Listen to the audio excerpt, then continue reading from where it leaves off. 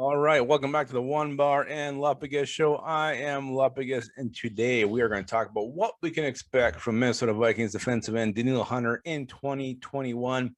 Before we get in that, be sure to like, subscribe if you have not yet done it. We are slowly rising and thriving toward that 4,000 subscriber mark. We want to get there. We want to get there so quick. So yes, smash those like buttons, smash the subscribe if you haven't done it. But before that's just, you know what, screw it, let's do it. Let's get into Danielle Hunter, what we can expect in 2021. Before we do that, let's just kind of backtrack to what he did last time we saw him on the field. We have not seen Danielle Hunter on the field since 2019. That year he had 70 tackles, 14 and a half sacks, and 15 tackles for a loss. So let's just kind of compare, contrast what was there on the field in 2019 to what's there this year. Kind of maybe just kind of look ahead, give us a good estimate of what we should really expect from the Minnesota Vikings, arguably best defensive player on the field.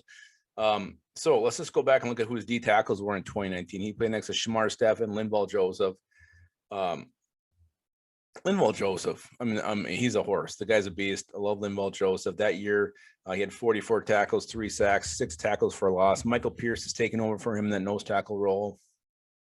And really, if you look at it, you could argue if you're going to say Hunter's going to have a down year, this could be one of the strongest points you can make, because you could say Michael Pierce is actually downgraded. You look at the stats. Pierce had 35 tackles, 2 tackles for a loss, and a half a sack. So yes, he was used a little bit differently. So that could be an argument to where you could think maybe that's against Hunter having a better season than he did in 2019. But you look at not Linval Joseph, but Shamar Stephen. This guy in 2019 really came back to the Vikings and just didn't have what he had in 2017. 21 tackles, 2 tackles for a loss, 1 sack.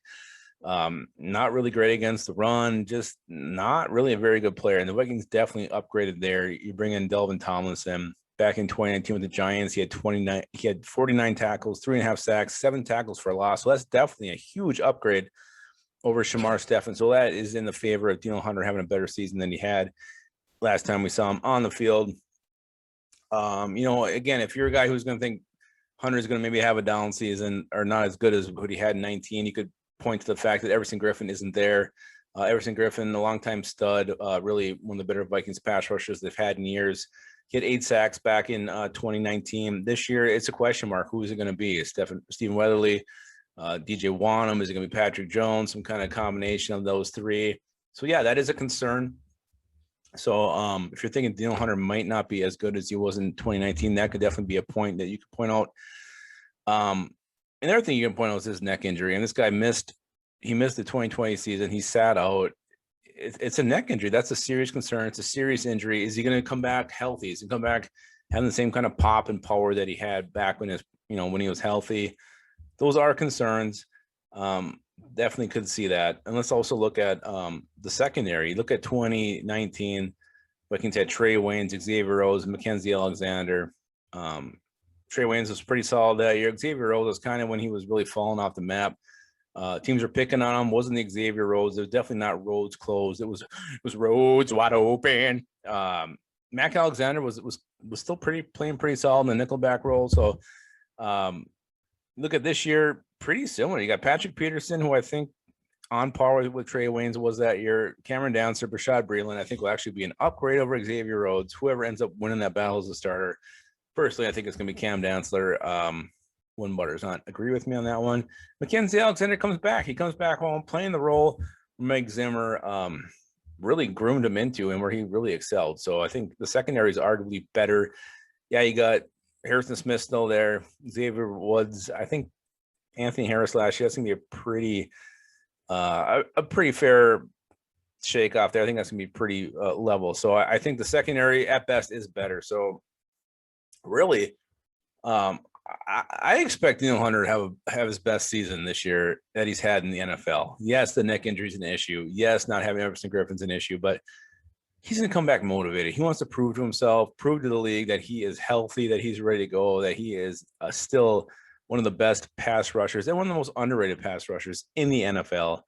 Last year 2019, he had 70 tackles, 14 and a half sacks, 15 tackles for loss.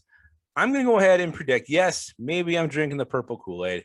maybe I'm drunk on my belief in this 2021 Minnesota Vikings defense, at least how it's coming together on paper. But I think there's just so many factors pointing in Danielle Hunter's favor to have his best season. So I'm going to go ahead and say, tackle perspective, yeah, maybe he falls off. I think the linebackers are going to be very, very aggressive. I don't think he'll have as many tackles. Like, I'm making 65 tackles this season, 22 tackles for a loss. And hang on to your britches, 17 and a half sacks. That is what Danielle Hunter is going to do. He is going to absolutely dominate. I think he's going to have his best season in the NFL and earn every single penny of his new and revamped contract. That is what Danielle Hunter is going to do in 2021. If you disagree, or if you agree, or if you have some other kind of stat line for him, let me know in the comments. Really excited to see what you guys think and what you guys all expect to see from Mr. Hunter this year. All right, guys, that's all I got for you, except for this one very, very important nugget. And that nugget is to always keep your skull in your hole.